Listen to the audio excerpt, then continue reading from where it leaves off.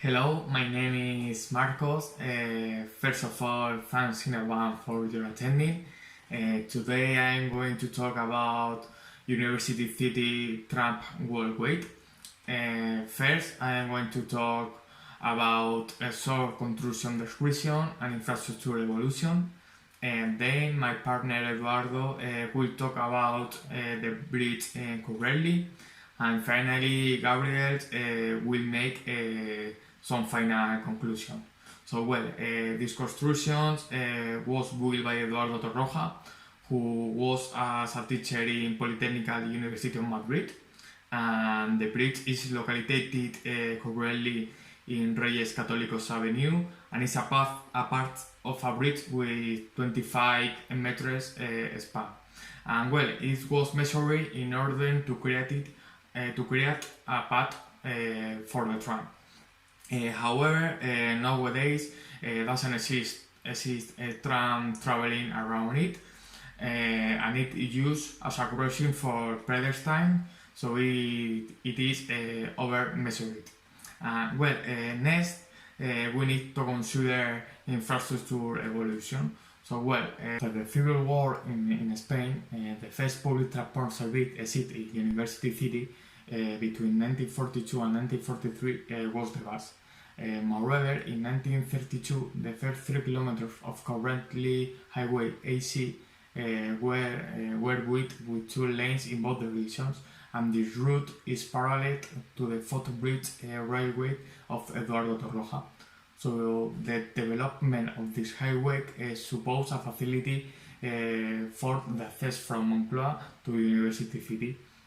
So it's in 1943, in the area of the University City, with many faculties were stemmed out the philosophy faculty, agronomic school, and architecture school. So in that moment appeared the necessity to move a high number of students around all the university area, and the service seat in that moment wasn't enough.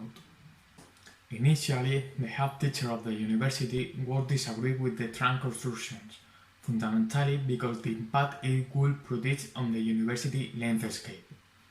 However, in the period of time in the fuel sector began as a crisis, so at the end of 1945 started the tram service line 41, with the point from Moncloa Square crossing the Eduardo Torre Bridge in Complutense Avenue directions, stopping in these faculties: philosophy and letters, chemistry science, pharmacy and agronomy, and architecture engineer school. The end of the tram line was, it is said, next to the architecture school. Is in this last station we find another important construction of Eduardo Torre, Stadio stations. This station was born by the necessity of the connect a Grand Stadio with Madrid, and it was located under the Sports Science faculty. Finally, the stadio wasn't built, and the stadium infrastructure turned into set for the tram.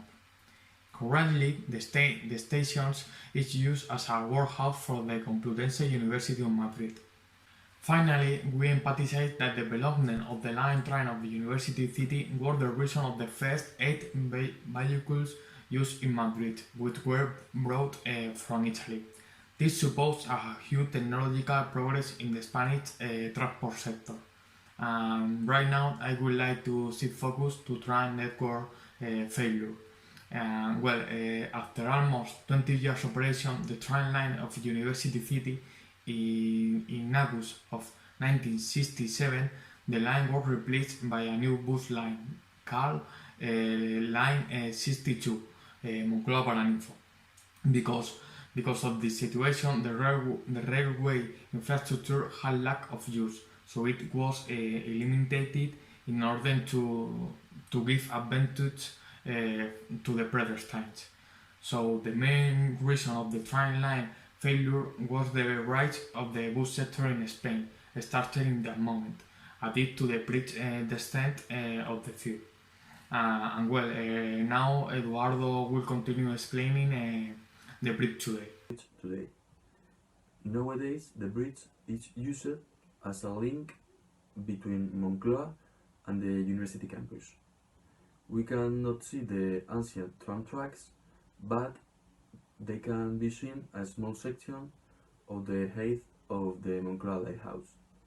Currently, the bridge has a 2.4-meter bike path, 1.2 each way, and a 2.2-meter pedestrian transit area. So the people who cross the bridge are pedestrians and cyclists or people in electric scooter. Those who go on foot, their destination is not far from the bridge, such as ETSI Naval or ETSI Aeronautic. People who move with a bicycle or electric scooter, which allows them to move further, start their journey from Moncloa and going to the university campus. It is devised at the height of the Faculty of Biology, surrounding the Real Botánico Alfonso XIII and the Complejo Deportivo Zona Norte, which give it connected with the many faculties and higher technical schools of engineering.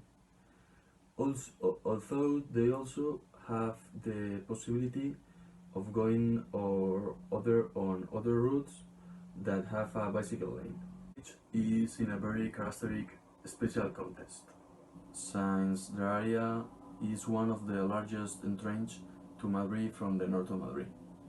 It is just 2,050 meters from a large link such as the Moncloa interchange, where thousands of people arrive every day, not only in private transport.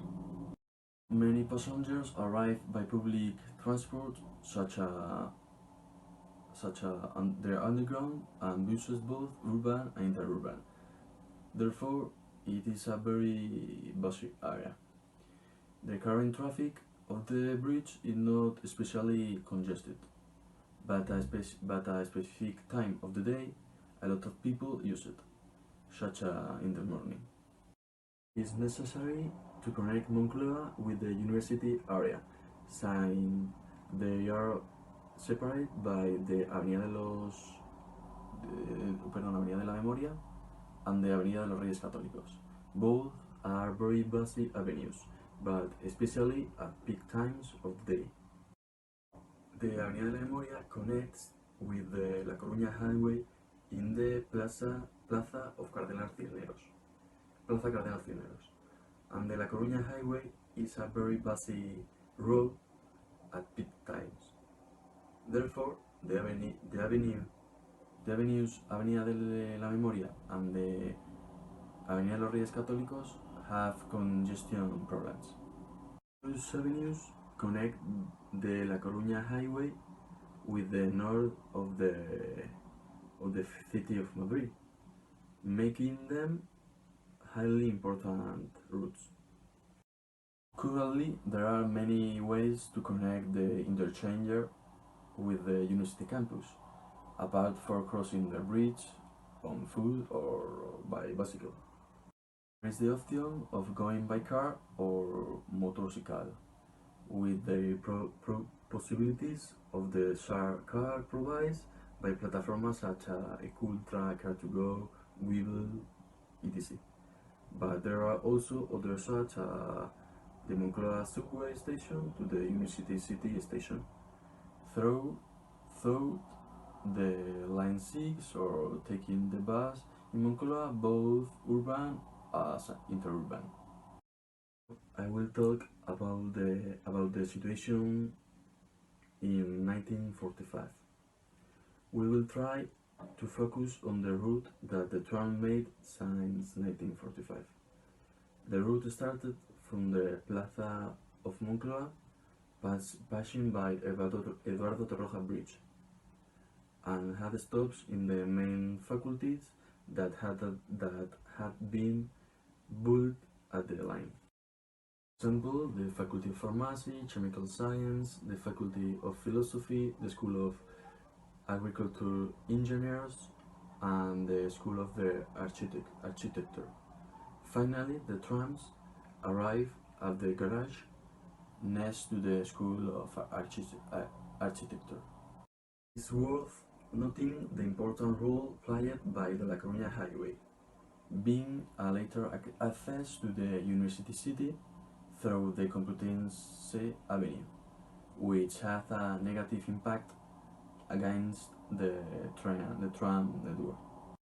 Now, we want to represent the new options to link the university campus with the Moncloa interchange, having many possibilities as we have previously stated. Our interested was to highlight the modes of mobility, which, as the tram used to do, cross the bridge. These two will be both cycling or walking. And now my partner Gabriel will tell you about the conclusions of the work.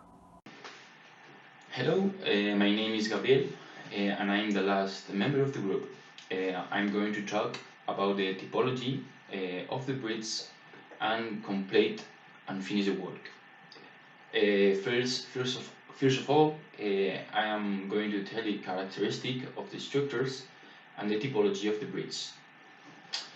We have to understand its history and its previously function of the bridge has been oversight. Since previously the tram, the train, yes, the tram, and the pedestrian and the walkers circulate, but mainly the tram, obviously. But nowadays, it has railings and transit areas for pedestrians, cyclists, and another types of mobility modes, such as electric scooters, as Marcos explained us in his intervention. The bridge is of our typology is a simple bridge, but explain that the oversight is unnecessary for the current demand. I will explain the benefits of the bridge. The first characteristic that I want to explain you is exactly that is oversight. That allows us to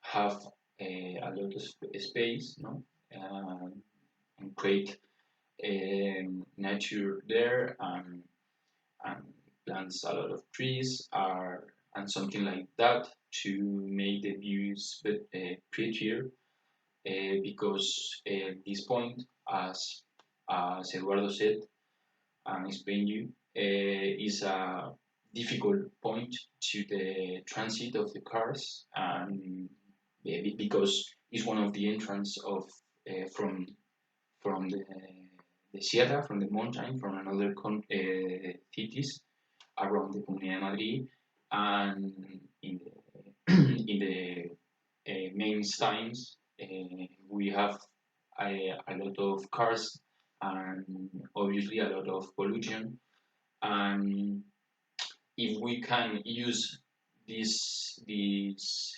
space and take advance this all of this space that we can use it to put plants and make it create a great space for the walkers and the cyclists. It's better and obviously the pollution if we have trees and a lot of things like that is a better views from there but on the other hand the bridge don't save a lot of territory okay the people can cross the street walking around 100 meters more. But I think that the bridge was more important when the train crossed the bridge. And today we have to take advantage. But now the engineers, I think the engineers will have used another solution like a smarter bridge or simply don't do it because it's not essential, as I said. Nowadays, we have more options to go to the university. Uh, the students and workers and teachers, a lot of workers from the university can use as Eduardo said, others modes like metro, bus, uh, Cabify, Car2Go, and all of these possibilities haven't got 50 years ago, and that could be the reason why the structure has been losing importance. To finish the presentation, I wanted to thank you for your attention, and I hope you enjoy it.